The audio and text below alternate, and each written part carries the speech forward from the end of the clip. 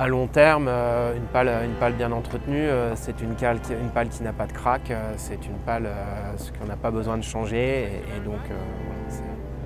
Jean-Philippe Pett, je suis directeur de l'exploitation et de la maintenance pour Total Énergie Renouvelable France. Donc aujourd'hui, on travaille avec Vestas et Aerones pour réparer des bords d'attaque sur des pales qui étaient usées.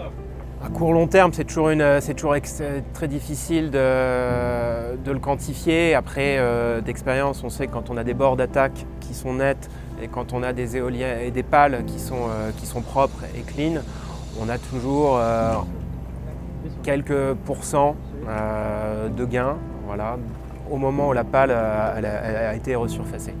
Aujourd'hui, on estime un temps de réparation qui est 2 fois plus rapide qu'avec un travail en nacelle ou avec des cordistes, et des conditions aussi de vent qui sont une fenêtre de vent qui est plus large. Donc on peut aller plus vite et donc on peut remettre plus rapidement la machine en production.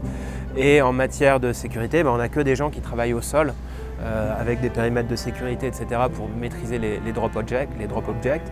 Mais voilà, on n'a pas de travaux en hauteur, donc tout de suite c'est mieux.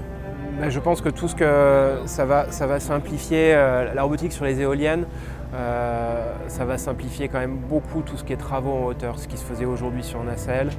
Et je pense qu'à terme, à part les réparations de gros cracks qui se font sous tente, etc., beaucoup de choses qui sont aujourd'hui faites à la main en hauteur, sur les pales ou les réparations de nacelle, etc., pourront être faites par des robots ou des drones.